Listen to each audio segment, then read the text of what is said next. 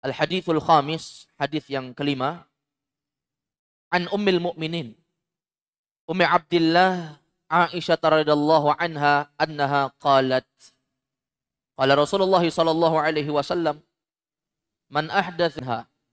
Hadis ini datang dari Ummil Mukminin, Ummul Mukminin, ibunya orang-orang yang beriman.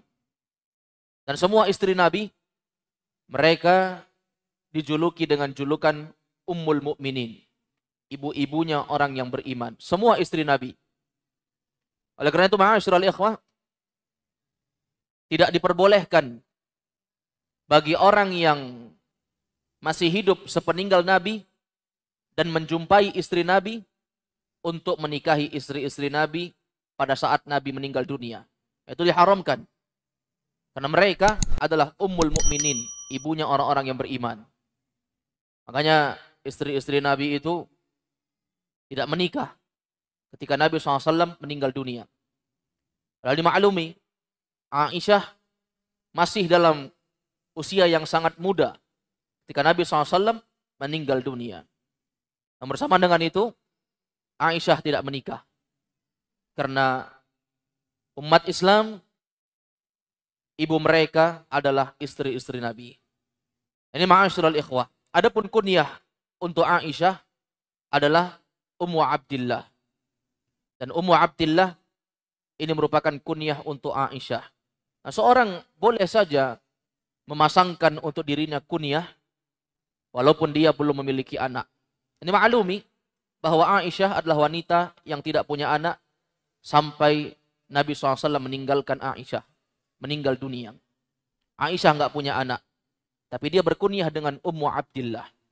Itu kunyah untuk perempuan, diawali dengan Ummu, artinya ibunya. Kalau Ummu Muhammad, ibunya Muhammad. Ummu Abdillah, ibunya si Abdullah. Ummu Ibrahim, ibunya si Ibrahim.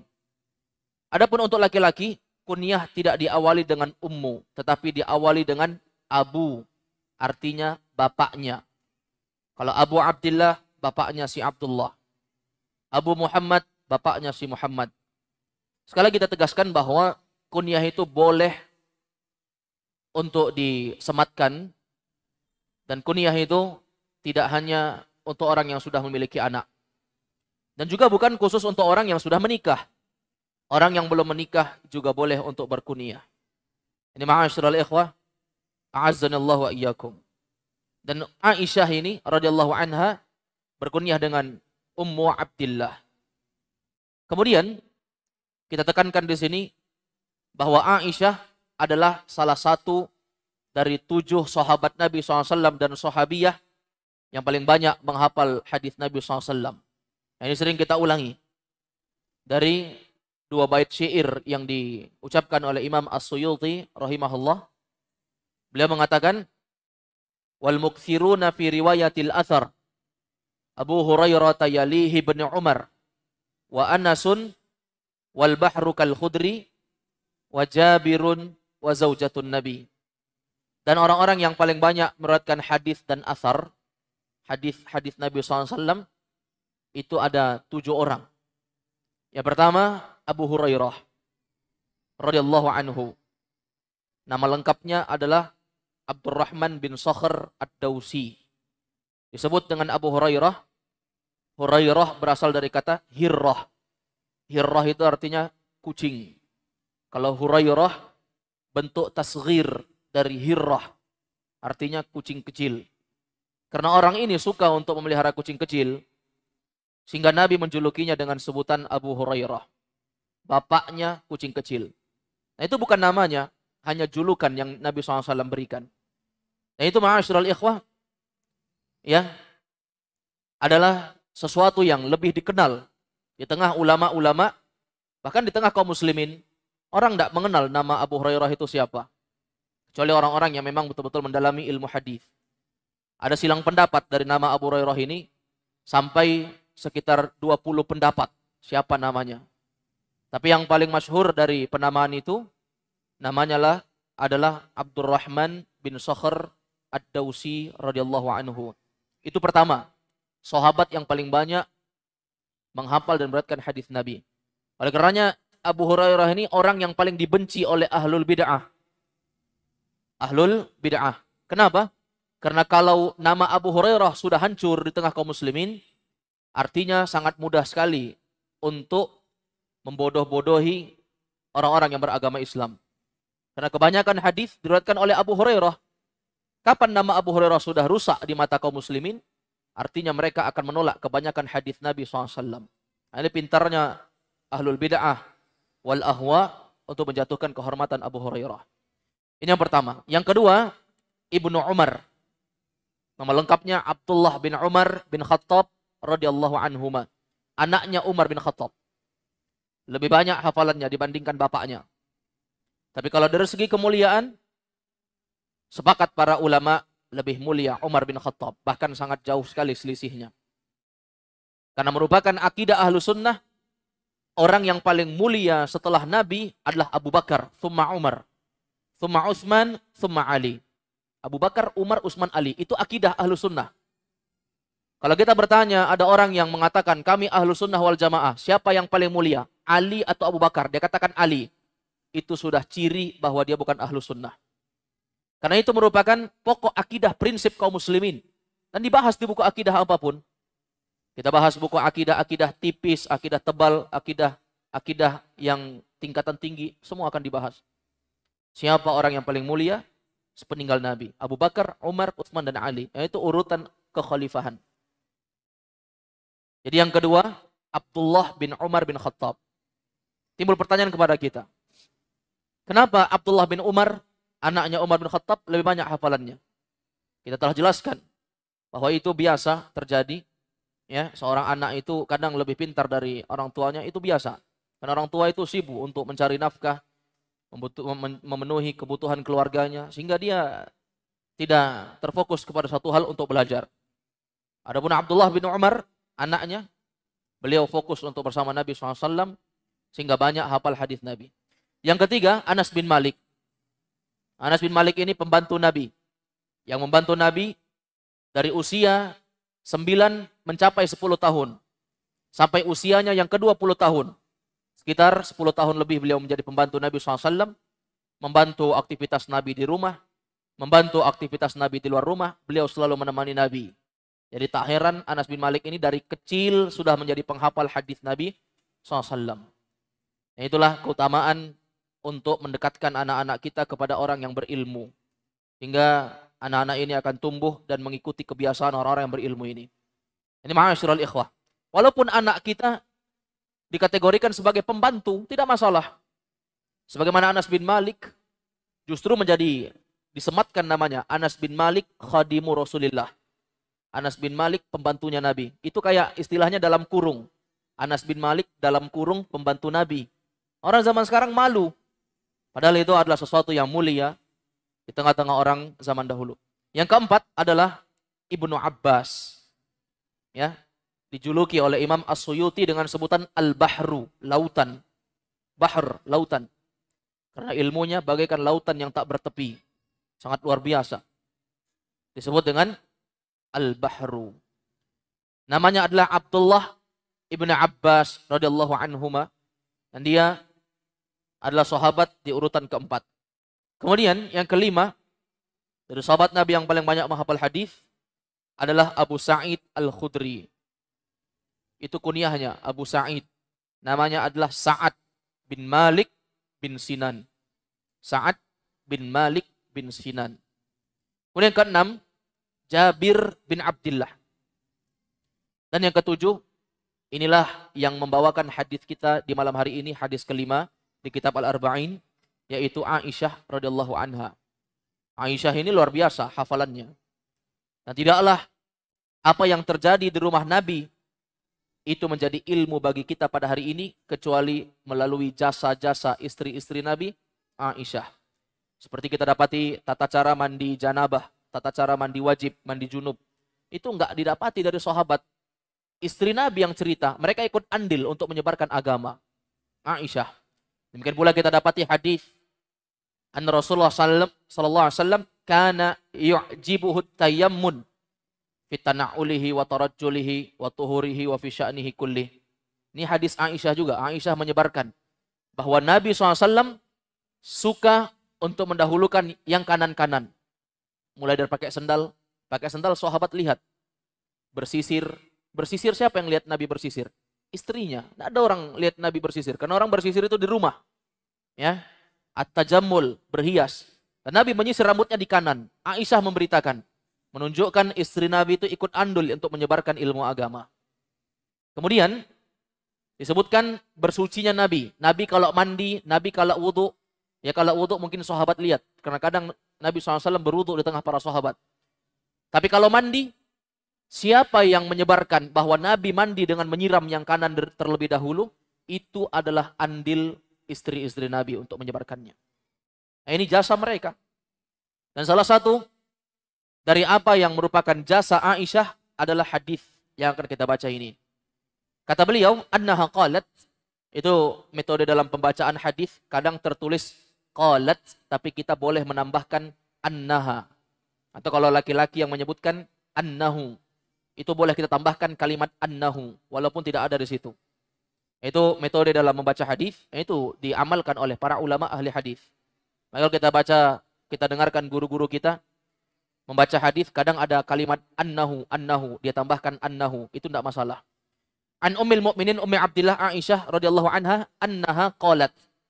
Kita tambahkan kalimat annaha, itu sebagai taukid, penguat bahwa yang mengucapkan memang dia. Apa kata dia? Qala Rasulullah SAW, Nabi bersabda. Nah, ini berarti langsung Aisyah langsung menyampaikan hadis Nabi SAW. Kata Nabi, man ahdatha fi amrina hadha ma laysa minhu fahuwa raddun. Barang siapa ahdatha, yang mengada-adakan itu enggak ada, setelah itu dia jadikan ada, dia membuat yang baru. Siapa yang mengada-adakan fi amrina, dalam urusan kami, yakni maksudnya dalam syariat Islam, ma laysa minhu, apa yang tidak ada darinya, maksudnya tidak dari syariat.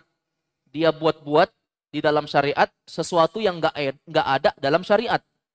Kata Nabi, fahuwa raddun, pasti akan tertolak. Ini riwayat Imam Al-Bukhari dan Imam Muslim.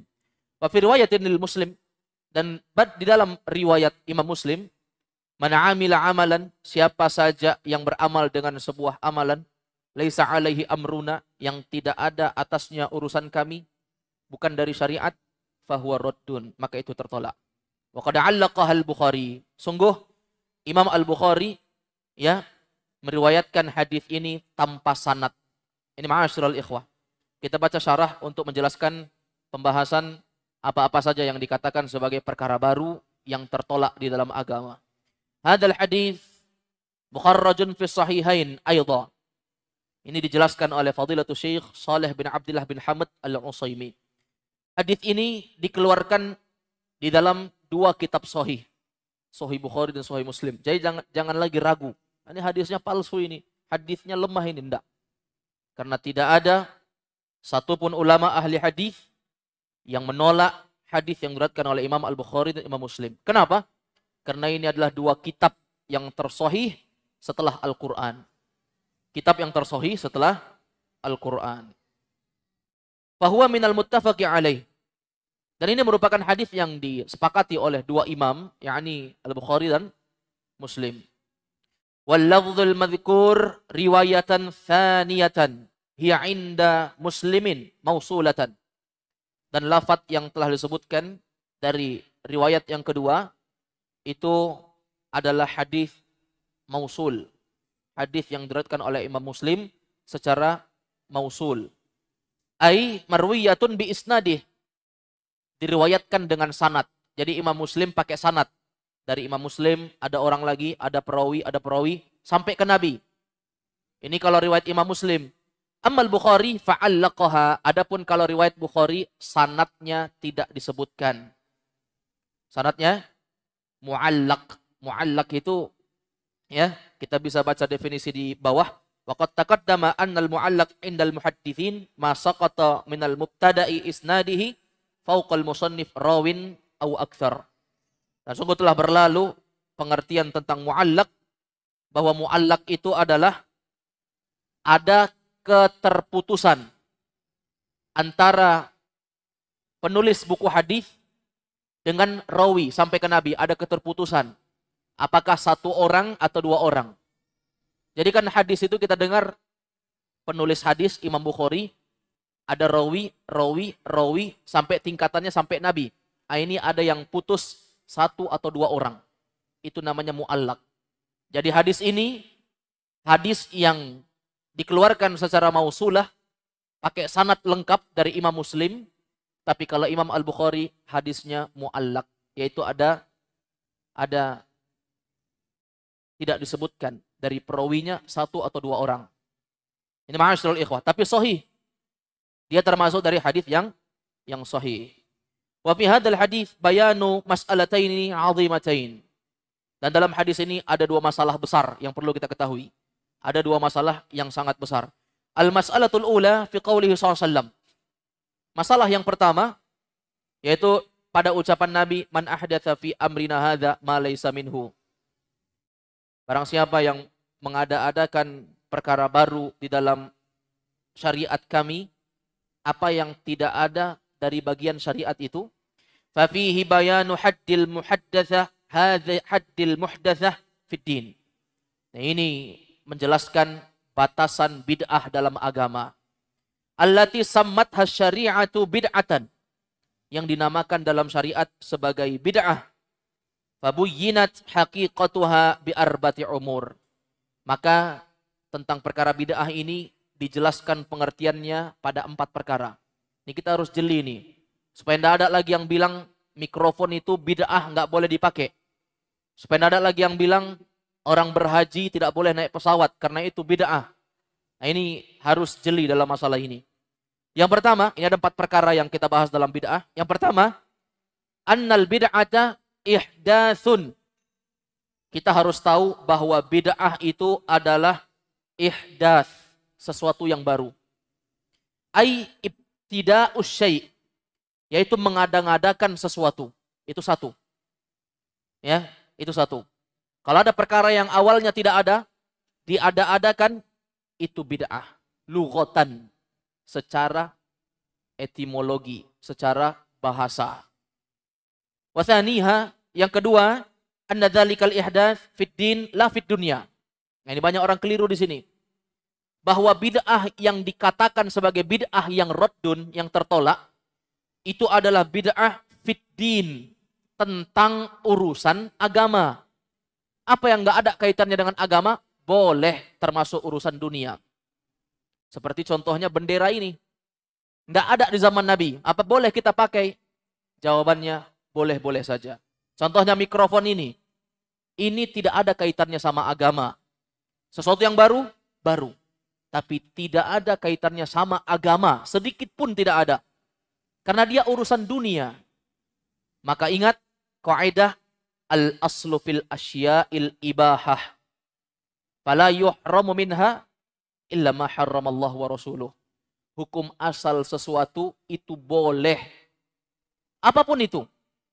Mau makan tempe, mau makan daging, mau makan ayam, mau pakai mikrofon, mau pakai songkok, mau pakai imamah, mau minum air putih, mau minum teh, mau minum kopi. Itu sebagiannya ada di zaman Nabi, sebagian tidak ada. Tapi ma'asyiral ikhwah, hukum asalnya boleh. Sampai apa? Sampai datang dalil yang mengharamkan hal tersebut. Itu kalau masalah dunia. Apa hukum makan nasi satu piring? Ya boleh, nggak usah ditanyakan. Karena tidak ada dalil yang mengharamkannya. Itu dunia.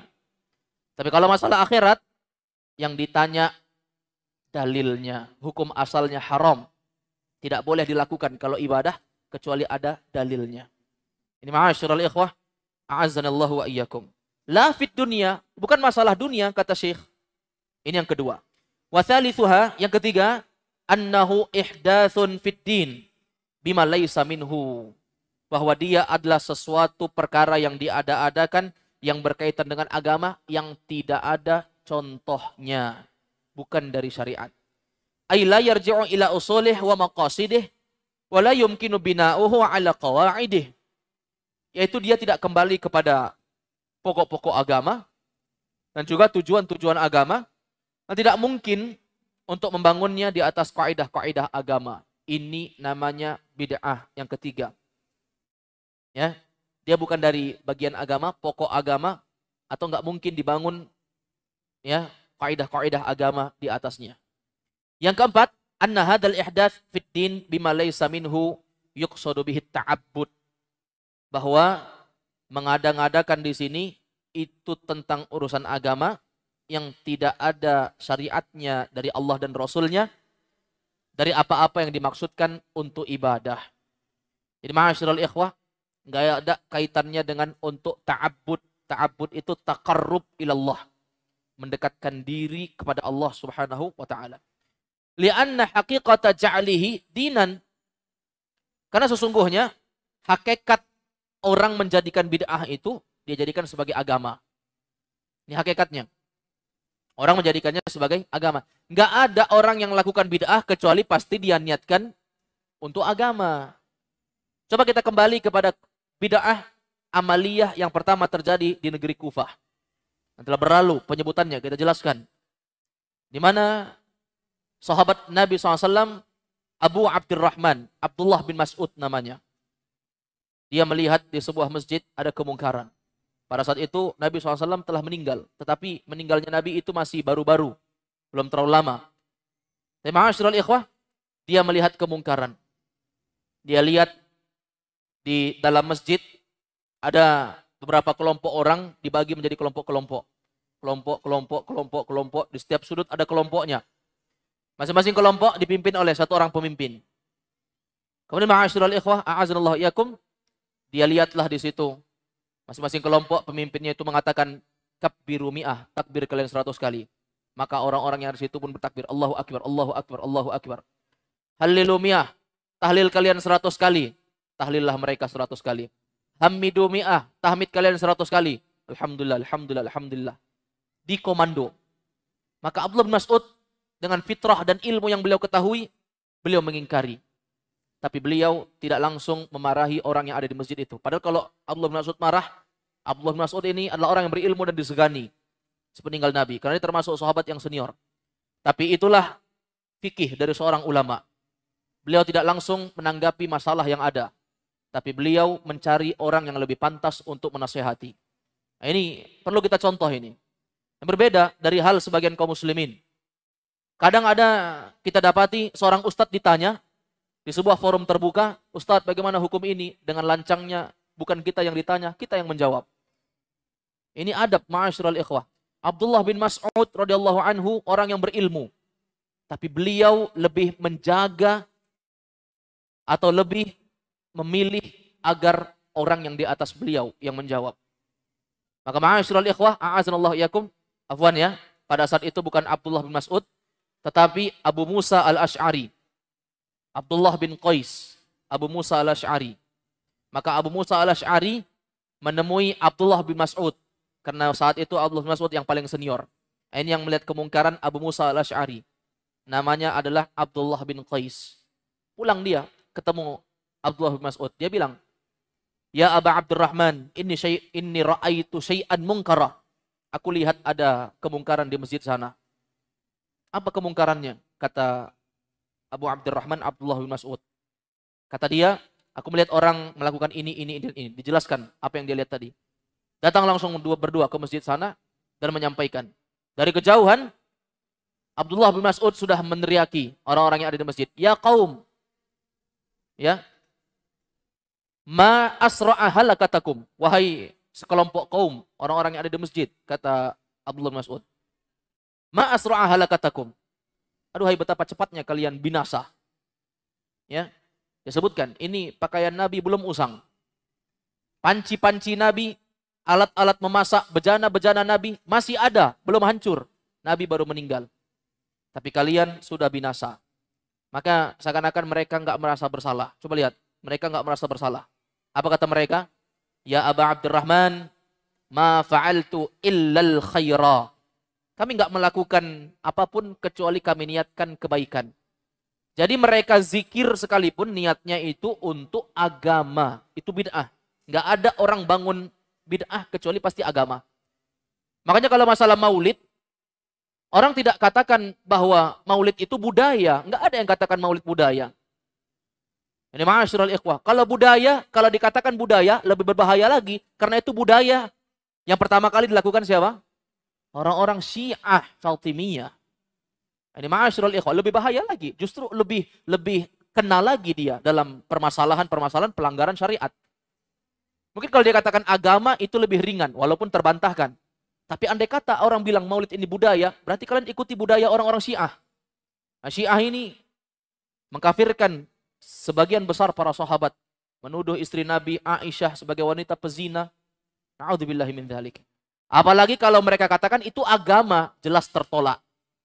Masuk berarti dalam hadis, man ahdatsa fi amrina hadza ma laysa minhu fahuwa raddun. Siapa saja yang membuat-buat ajaran baru yang tidak ada dalam syariat karena syariat tidak membuat itu, fahuwa raddun, pasti tertolak. Ini ma'asyiral ikhwah. Jadi sangat jelas sekali. Betul-betul detail Syekh membahas di sini. Iradatu taqarrubi ilallahu bihi. Iradatu taqarrubi ilallahi bihi. Itu semua pasti mereka inginkan untuk bertaqarrub kepada Allah. Jadi yang benarnya nggak ada orang bilang maulid itu budaya, nggak ada. Justru orang bilang ini bagian dari agama ini. Kami niatkan baik ini. Tidak akan ada orang yang melakukan maulid, mereka menganggap itu maksiat. Oleh karena itu disebutkan oleh para ulama, pelaku maksiat itu lebih mendingan dibandingkan ahlul bid'ah. Karena pelaku maksiat, mereka bermaksiat dalam keadaan tahu kami bermaksiat. Tapi pelaku bid'ah melakukan bid'ah dalam keadaan mereka tidak mengetahui bahwa mereka terjatuh dalam bid'ah. Ini ma'asyiral ikhwah. Fahaddu syar'i lil bid'ah, dan adapun batasan syariat untuk perkara masalah bid'ah ini mustafadan minal hadis, yaitu diambil dari hadis annaha, ini ya, definisi bid'ah. Ma uhditsa fid din, apa yang dibuat-buat di dalam urusan agama. Ma laisa minhu, yang tidak datang dari agama itu. Biqasdit ta'abbud, yang dia maksudkan untuk beribadah, itu bid'ah namanya. Ini ma'asyiral ikhwah. Sekarang saya tanya, mikrofon ini sesuatu yang diada-adakan? Iya, diada-adakan. Dia bagian dari syariat? Dia bukan bagian dari syariat. Apalagi dikatakan ini dimaksudkan untuk ibadah, maka itu keliru. Jadi sangat keluar, itu nggak masuk. Justru akal yang sangat dangkal yang mengatakan mikrofon bid'ah. Kalau gitu kalian nggak boleh pakai. Ya, sound system bid'ah, kalian nggak boleh pakai. Kamera bid'ah, kalian nggak boleh pakai. Ini ma'asyiral ikhwah. Karena tidak ada kaitannya sama sekali dengan agama dan kita nggak maksudkan sama sekali untuk ibadah. Ini ma'asyiral ikhwah, a'azanallahu wa iyyakum. Al-mas'alatu tsaniyah, permasalahan yang kedua yang akan dibahas di sini, bayanu hukmil bid'ah fi qaulihi SAW raddun. Penjelasan tentang hukum bid'ah, yaitu raddun, tertolak. Tertolak itu amalnya sia-sia. Ai mardudun fahiya la tuqbalu min sahibiha, yaitu tertolak, amalnya enggak diterima oleh pelakunya. Ma'asyiral ikhwah, ya, di akhir surah Al-Kahfi Allah SWT menyebutkan, kul hal nunabbi'ukum bil akhsarina a'mala. Maukah kalian kami kabarkan tentang orang-orang yang al-akhsarina a'mala, sudah capek-capek beramal tapi amalnya enggak diterima. Udah capek beramal, enggak diterima. Mereka bukan enggak beramal, mereka beramal. Mereka sholat, mereka puasa, mereka haji, mereka lakukan apa-apa semua yang niatnya ibadah. Tapi Allah sebut al-akhsarina a'mala. Mereka adalah orang yang rugi, capek-capek beramal tapi rugi. Kenapa? Alladzina dhalla sa'yuhum fil hayatid dunya wa hum yahsabuna annahum yuhsinuna sun'a. Mereka ma'asyiral ikhwah menyangka ya bahwa alladzina dhalla sa'yuhum, mereka adalah orang-orang yang tersesat amalnya. Ya. Karena itu tadi. Karena mengada-ngada, membuat amalan yang tidak disyariatkan. Dan lebih parahnya lagi, wa hum yahsabuna annahum yuhsinuna sun'a. Mereka anggap amalnya itu adalah amal yang terbaik. Oh, ini amal terbaik kami nih, kami hadapkan kepada Allah nih. Padahal apa? Padahal itu tertolak. Raddun la tuqbalu min sahibiha. Itu enggak diterima dari pelakunya. Wa qauluhu fir riwayatil lati 'inda Muslim 'allaqaha al-Bukhari, dan diriwayatkan oleh Imam Muslim secara mausul dan secara mu'allaq dari Imam Al-Bukhari bahwa Nabi mengatakan man 'amila 'amalan laisa 'alaihi amruna a'ammu minal lafdzil awal. Ini lebih umum daripada lafaz yang pertama. Li'annaha tubayyinu radda naw'aini minal 'amal. Karena dia ma'asyiral ikhwah di sini lafaz yang kedua ini itu adalah lafaz yang lebih umum daripada lafaz yang pertama karena dia menjelaskan tertolaknya dua jenis amalan. Ahaduhuma, yang pertama, amalun laisa alaihi amruna wa waqa'a ziyadatan ala hukmi syariah. Amalan yang tidak diperintahkan dalam urusan agama ini dan terjadi penambahan hukum syariat. Itu pertama, tertolak dia. Amalan yang tidak ada dalam agama, kemudian terjadi sebagai penambahan untuk hukum syariat. Jadi dia tertolak, menambah. Wal akhar amalun laisa alaihi amruna waqa'a mukhalifan li hukmi syariah. Yang kedua, amal itu tidak diperintahkan, justru terjadi dan menyelisihi syariat. Jadi dua jenis ini. Antum pahami. Yang pertama, ada bid'ah dibuat-buat, tidak bagian dari syariat, tapi dia menambah. Ya, yang kedua, amalan dibuat-buat, bukan dari syariat, menyelisihi dari syariat Islam. Dan bid'ah itu bukan cuma menambah, tapi dia ikhtira', mengada-adakan. Mengada-adakan itu kan bisa dua. Imma biziyadah wa imma bin naqs.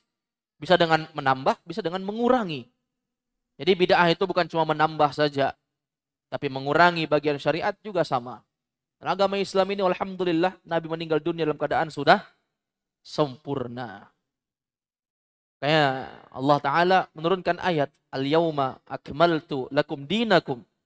Pada hari ini telah kusempurnakan untuk kalian agama kalian. Sempurna agama. Demikian pula Nabi SAW memuji kaum muslimin dan menyebutkan antum tuwafuna sab'ina ummatan. Kalian adalah umat yang menyempurnakan 70 umat sebelum kalian. Antum khairuha, kalian yang terbaik. Wa akramuha 'ala Allah tabaraka wa ta'ala, dan kalian paling mulia di sisi Allah. Enggak mungkin umat Islam agamanya belum sempurna padahal Nabi mengatakan antum tuwafuna sab'ina ummatan. Kalian penyempurna 70 umat. Yang namanya penyempurna itu pasti dia penutup sesuatu yang menyempurnakan. Ma'asyiral ikhwah, kalau kita makan nasi, terhidang di situ di piring itu ada nasi, itu enggak sempurna namanya, enggak ada lauknya. Tapi kalau ada lauknya, ada sayurnya, tambah ada air minumnya, itu namanya penyempurna. Sehingga lengkap. Enggak perlu ditambah, enggak perlu dikurangi. Ini namanya sempurna. Ini ma'asyiral ikhwah. Dan enggak mungkin Nabi mengatakan antum khairuha, kalian yang terbaik daripada 70 umat, kecuali pasti yang terbaik itu pasti yang paling sempurna. Jadi agama Islam itu sempurna, tidak perlu tambah-tambah, tidak perlu dikurangi. Nah ini sangat lancang sekali. Kenapa Nabi SAW menyebutkan raddun, tertolak, itu sebagai penjelasan yang sangat detail, yang sangat tegas. Pada orang-orang yang berbuat bid'ah, mereka merasa lebih pintar dari para sahabat, lebih pintar bahkan daripada Nabi SAW. Hadal hadith biriwayataihi aslun jalilun fi ibtalil bid'ah al-muhdatsat. Dua hadis yang diriwayatkan dengan dua jenisnya ini adalah kaidah penting untuk membatalkan bid'ah-bid'ah di seputar agama. Jadi pembahasan bid'ah pasti kembali kepada dua hadis ini. Ingkarul munkarat, dan dia mengingkari kemungkaran-kemungkaran, fa yusallatu lirraddi ala ahli bid'ah. Dan dia, hadis ini digunakan untuk menentang ahlul bid'ah dan pelaku kesesatan. Wa ala musyi'il munkarat min ahlil fasad wal inhilal. Dan ma'asyiral ikhwah, ya, hadis inilah yang menyebabkan pelaku-pelaku kesesatan dari orang-orang yang rusak, dari orang-orang yang tidak mau terikat dengan perintah syariat, akan rusak, batal semua amalnya. Ini ma'asyiral ikhwah. Jadi ahlul bid'ah itu tertolak amalan mereka dengan dua hadis ini. Bahwa ala wijazati lafzihi mizanun lil a'mali zahirah. Dan dia hadis ini walaupun ringkas tapi dia menjadi timbangan amalan secara zahir. Ya tidak? Hadisnya ringkas. Man ahdasa fi amrina hadza ma laysa minhu fa huwa raddun. Man amila amalan laisa alaihi amruna fa huwa raddun. Siapa yang beramal, siapa yang berbuat amal-amal baru bukan dari syariat Islam, maka dia tertolak. Hadisnya ringkas. tapi dia jadi tolak ukur benar atau tidaknya seseorang. Kembali ke hadis pertama. Hadis pertama kata Syekh itu tentang niat. Niat itu akan menjadi tolak ukur tentang batin seseorang. Apakah amalnya diterima atau tidak. Adapun hadis kelima itu adalah mizan. Tolak ukur timbangan apakah amal orang secara zohir itu diterima atau tidak. Ini ma'asyiral ikhwah. Jadi hadis ke-5 dan hadis pertama itu saling menguatkan. Kama anal hadis Umar radhiyallahu anhu innamal a'malu binniyat mizanun li'amalil batinah. Sebagaimana hadis Umar bin Khattab tentang innamal a'malu binniyat, sesungguhnya amal itu dengan niat, itu adalah timbangan untuk amal-amal batin. Amal-amal yang tersembunyi. Anda paham ini ya? Apakah diterima atau tidak amalnya dari niatnya. Orang sholat, nggak semua sholat diterima. Ada sholat yang nggak diterima. Sholat yang tidak sesuai tuntunan. Sholat yang dia tambah-tambah. Sholat yang dia mengurang-urangi apa yang diajarkan Nabi. Nggak sempurna. Sholatnya roddun, nggak diterima. Itu sholat yang nggak diterima. Ya, karena amalan dengan niat. Tapi hadis tentang bid'ah. Bid'ah itu kan amalan. Walaupun ada bid'ah i'tiqadiyah dalam hati. Tapi ini adalah bid'ah amalan. Itu menjadi tolak ukur secara zohir bahwa amal itu diterima atau tidak. Yang terakhir, kata beliau, fasyari'atu laha mizanun murakkabun min syai'ain. Maka syariat ini memiliki timbangan yang tersusun dari dua perkara. Ahaduhuma ma yata'allaqu bil batin. Timbangan pertama berkaitan dengan batin seseorang. Wa huwal madhkuru fil hadits Umar. Nah, itu disebutkan dalam hadis Umar, innamal a'malu binniyat. Amal itu dengan niat. Itu timbangan amalan. Wal akhar, yang kedua, ma yata'allaqu bizahir. Apa yang berkaitan dengan zohir, yang nampak. Wa huwal madhkur fi hadits Aisyah radhiyallahu anha huna. Nah, itulah yang disebutkan dalam hadis Aisyah. Semoga Allah meridhoinya. Ini hadisnya hadis yang di sini.